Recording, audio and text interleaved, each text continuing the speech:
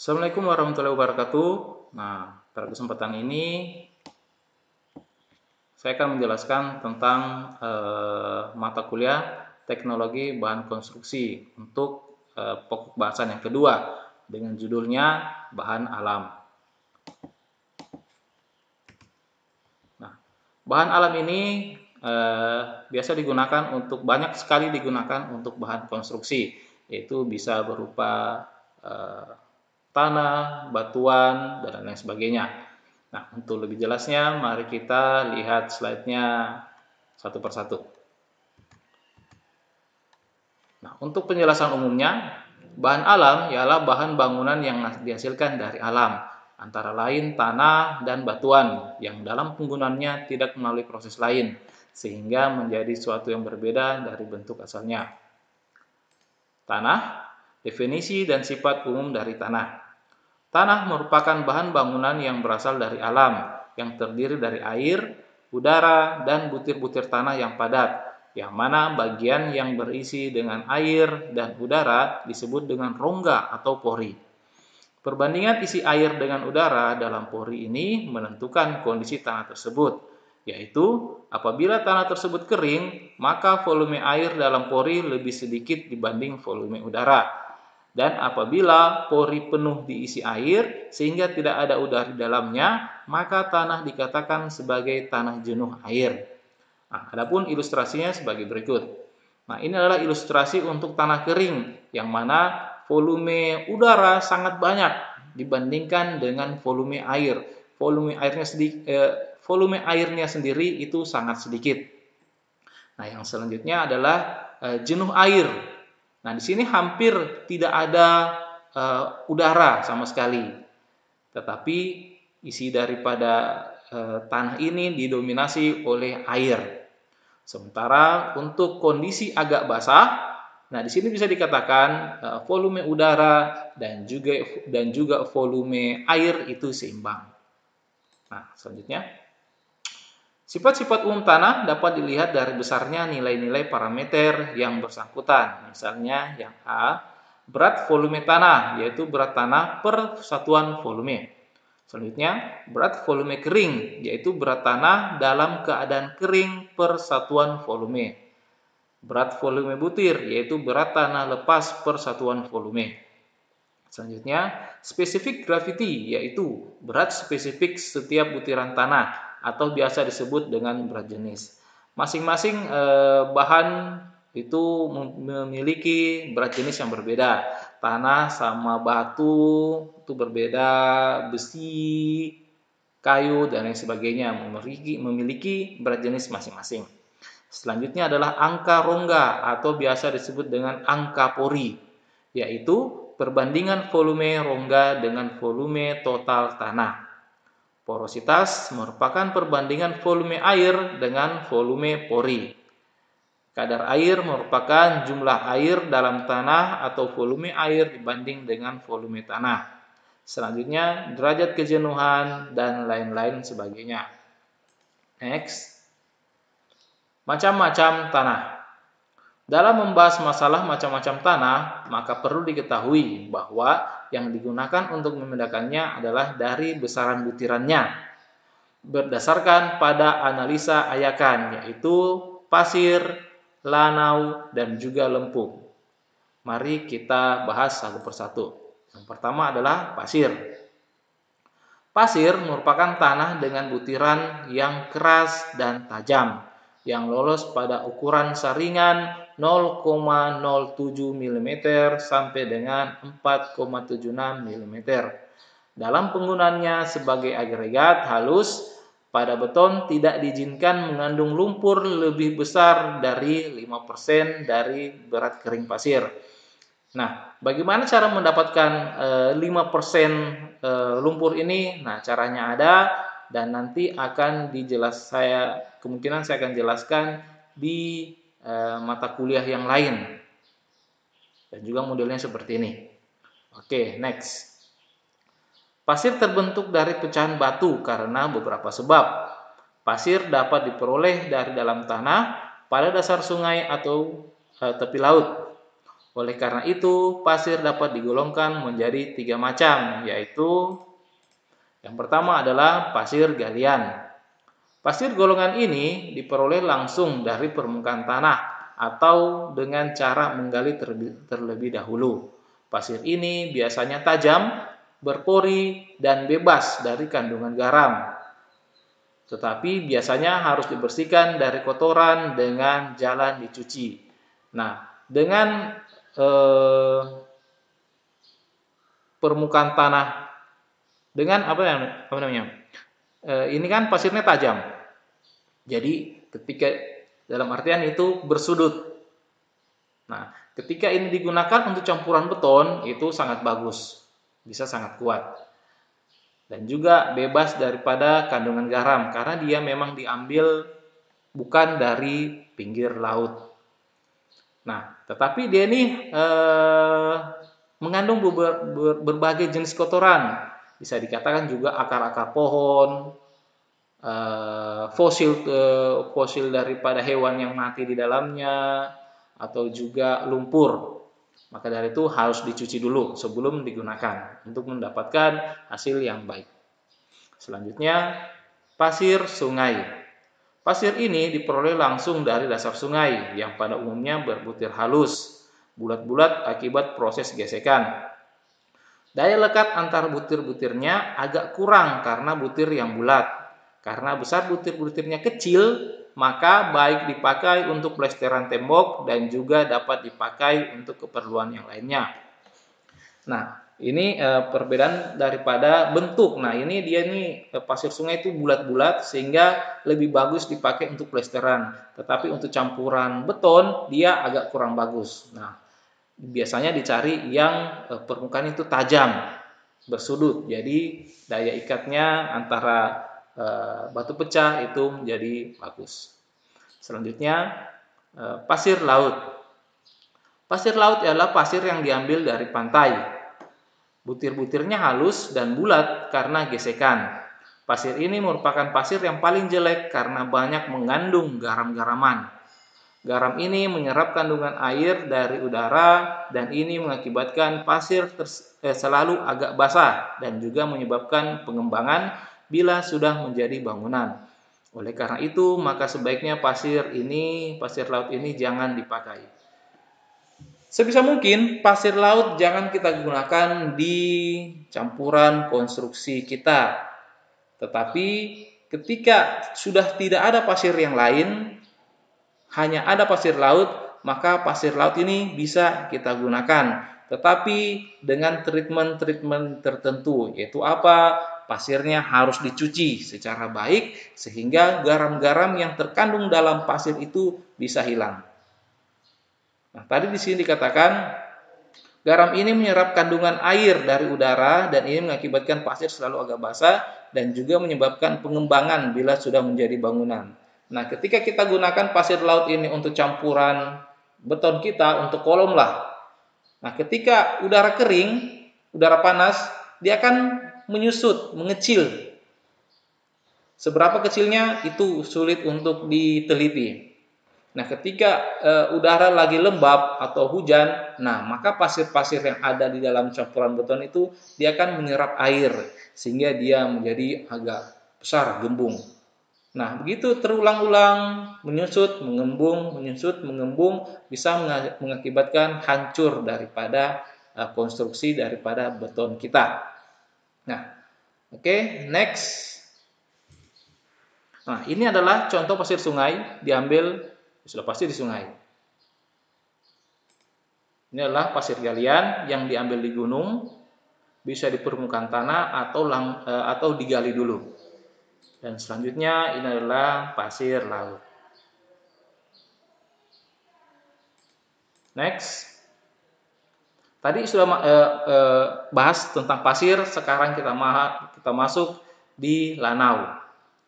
Lanau adalah bahan yang merupakan peralihan antara lempung dan pasir halus. Kurang plastis dan lebih mudah menyerap air sehingga menjadi lumpur. Lanau adalah material yang butir-butirnya lolos saringan nomor 200.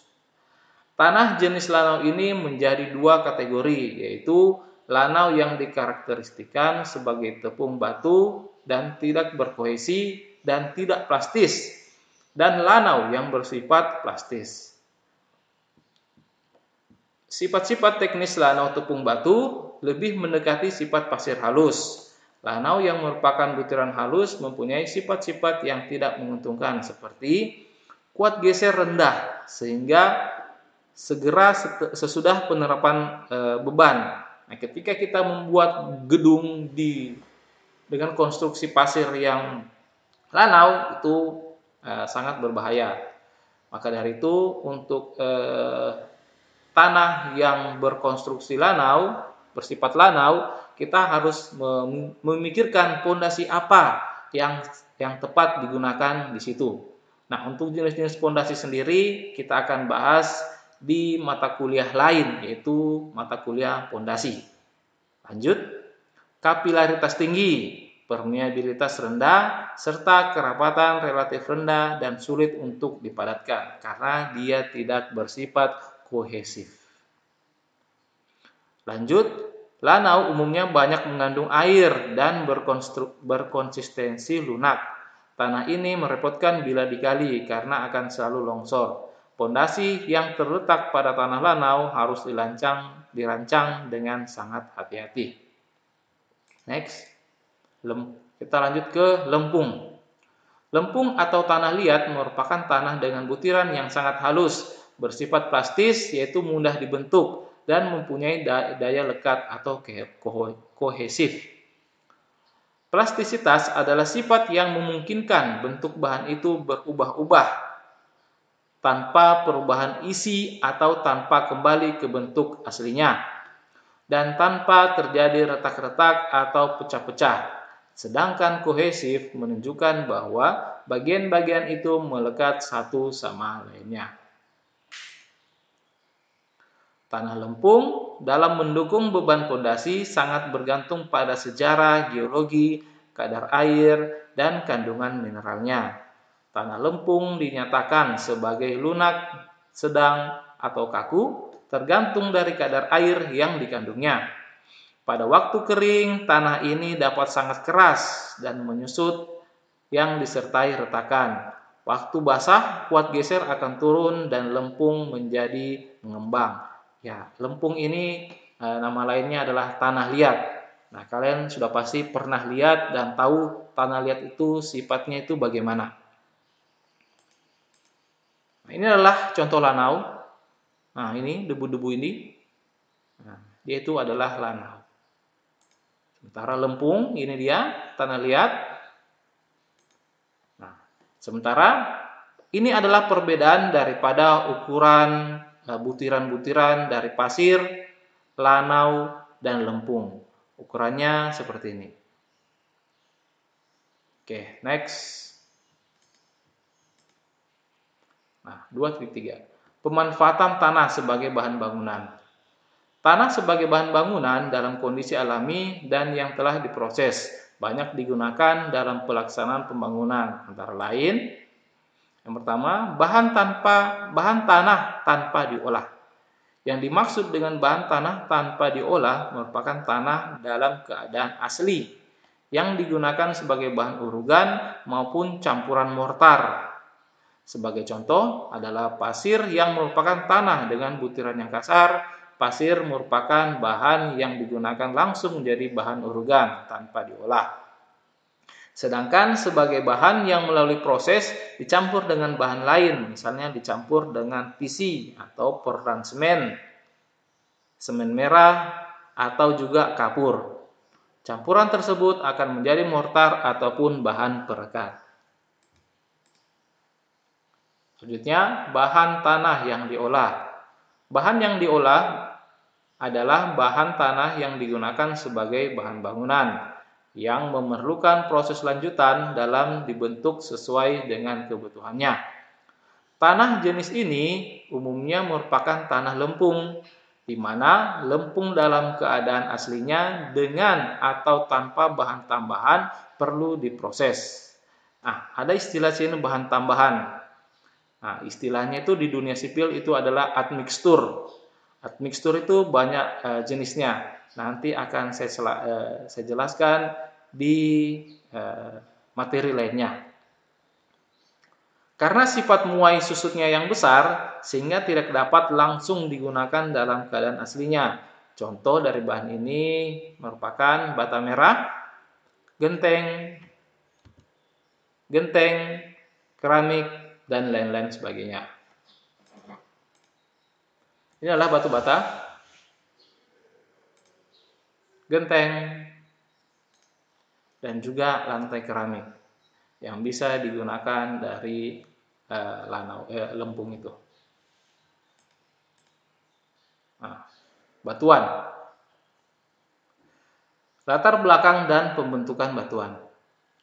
Batuan merupakan suatu produk alam gabungan dari hablur mineral yang menyatu dengan dan memadat, sehingga memiliki derajat kekerasan tertentu yang terbentuk secara alamiah melalui proses pelelehan, pembekuan, pengendapan, dan perubahan alamiah lainnya. Nah, di sini ada kata hablur. Nah, apa itu hablur? Nah, struktur hablur ialah susunan ruang geometrik atom yang teratur di dalam struktur dalam mineral. Nah, apa itu geometri atom? Nah, kalian bisa cari sendiri. Kita tidak terlalu membahas tentang ini. Lanjut.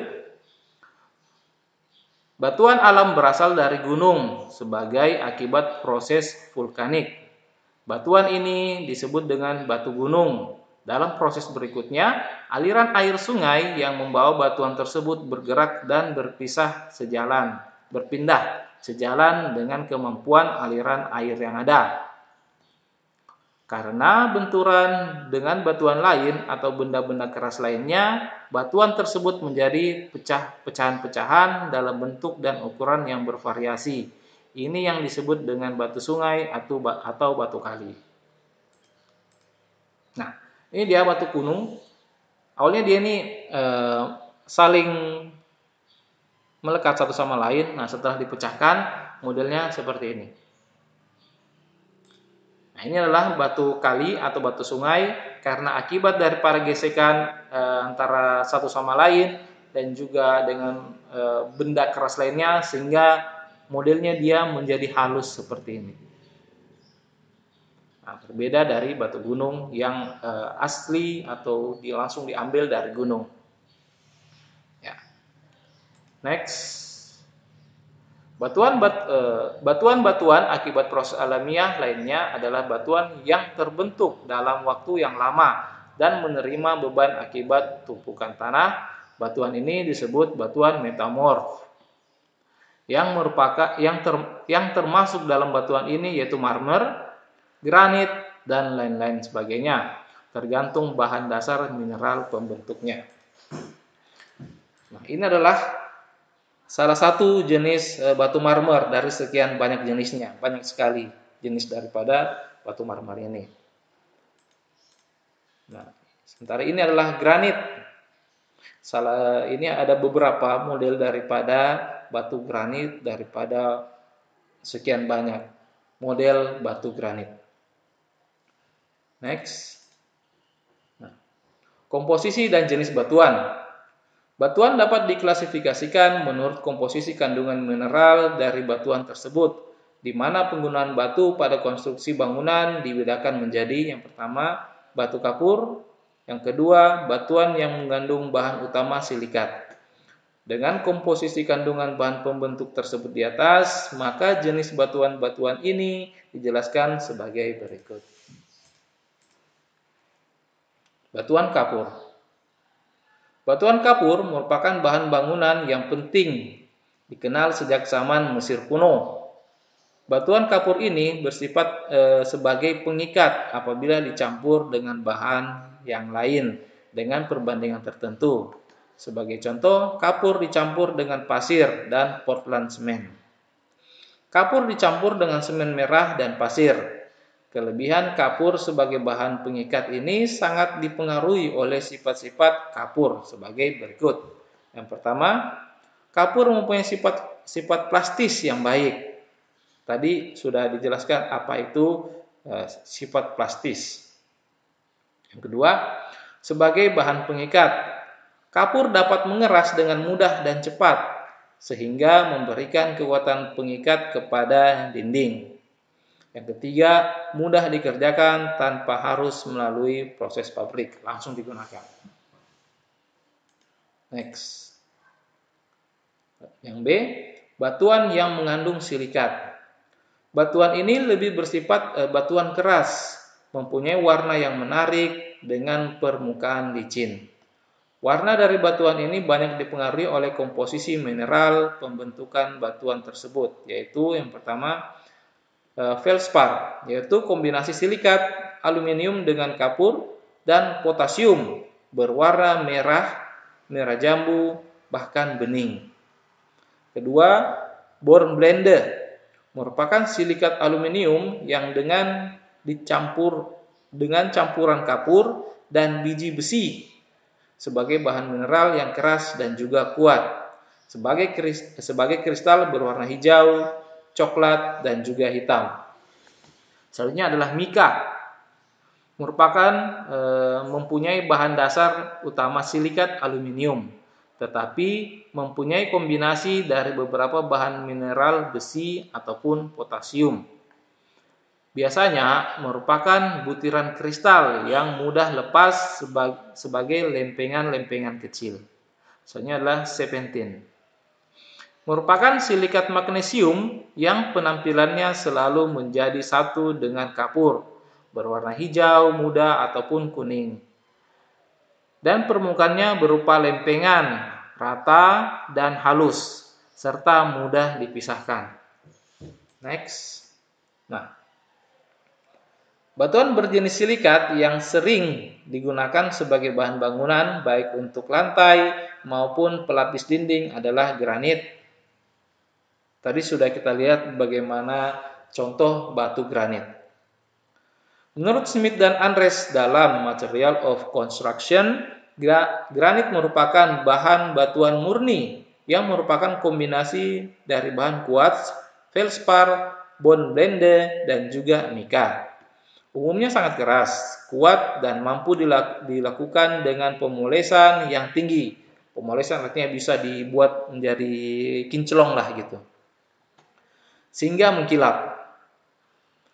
Kandungan kimia utama merupakan silikon dioksida dan juga aluminium oksida, dengan variasi besi, potasium, dan juga kalsium oksida. Warna granit umumnya merupakan merah jambu, kuning, hijau, biru, putih, hitam, dan juga bahkan coklat. Jadi warnanya sangat banyak. Granit dapat digunakan sebagai pelapis lantai, pelapis dinding, bagian luar maupun dalam, anak tangga dengan lebar yang bervariasi.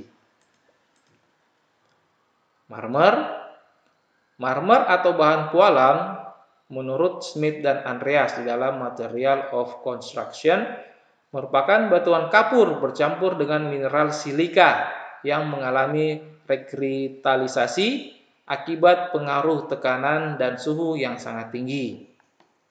Marmer seperti pada granit digunakan untuk pelapis lantai dan bahan finishing dinding dengan warna putih salju, merah jambu, kuning, kehijau-hijauan dengan tekstur tergantung mineral yang dominan di dalam kandungannya. Nah, ini dia contoh daripada lantai granit dan juga lantai marmer. Ini adalah lantai granit, ini adalah lantai marmer. Ini adalah salah satu contohnya dari sekian banyak kegunaan daripada batu granit dan juga marmer. Selanjutnya, pemanfaatan batuan. Pemanfaatan ini bantuan, tapi batuan. Pemanfaatan batuan dalam pekerjaan konstruksi bangunan sebagai bahan bangunan antara lain. Yang pertama, para butiran-butiran dengan ukuran besar digunakan untuk struktur pondasi, dinding penahan, dan lain-lain dengan memakai perekat ataupun tanpa perekat. Nah, kalau untuk memakai perekat, yaitu dengan menggunakan portland semen, biasa digunakan untuk pasangan pondasi. Sementara dengan tanpa menggunakan perekat, biasa digunakan sebagai yang namanya bronjong di pinggiran-pinggiran sungai. Nah, apa itu bronjong? Bagaimana modelnya? Kalian bisa cari sendiri. Oke, lanjut. Pada butiran-butiran sedang, baik yang berasal dari alam atau karena proses pemecahan, digunakan untuk bahan agregat kasar beton maupun campuran aspal. Biasa juga dinamakan batu pecah atau split. Nah, batu pecah juga ada ukuran-ukurannya. Ada yang kecil, sedang, besar, tapi tidak sebesar ukuran untuk pembuatan pondasi. Nah, split itu ada ukurannya. Oke, lanjut. Yang C.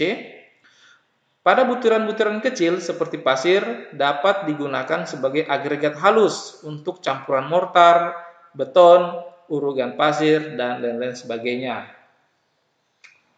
Lanjut, sedang batuan metamorf yaitu marmer, granit, dan lain-lain banyak digunakan sebagai bahan lantai, pelapis dinding, dan juga ornamen lainnya.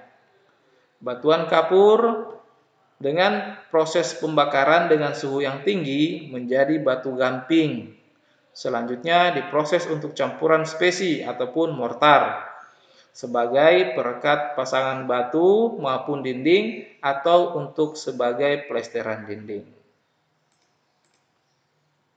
Nah, saya rasa cukup sekian untuk materi yang kedua untuk mata kuliah teknologi bahan konstruksi. Nah, lebih dan kurangnya mohon dimaafkan. Saya akhiri. Wassalamualaikum warahmatullahi wabarakatuh.